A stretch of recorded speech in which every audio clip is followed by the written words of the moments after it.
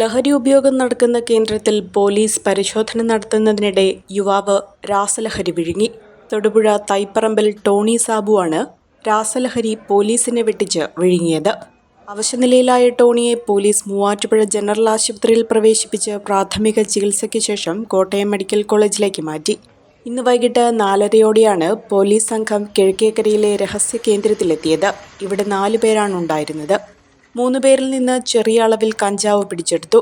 ടോണിയിൽ നിന്നും ചെറിയ അളവിൽ രാസലഹരിയും പിടിച്ചെടുത്തു. ഇതിനിടെ ടോണി കൈവശമുണ്ടായിരുന്ന രാസലഹരി വിഴുങ്ങുകയായിരുന്നു. ടോണിയുടെ ആരോഗ്യനില അപകടകരമല്ലെന്ന് ഡോക്ടർമാർ പറഞ്ഞു. രാസലഹരി പുറത്തെടുത്ത ശേഷം ടോണിയെ തിരികെ എത്തിച്ച് കോടതിയിൽ ഹാജരാക്കും.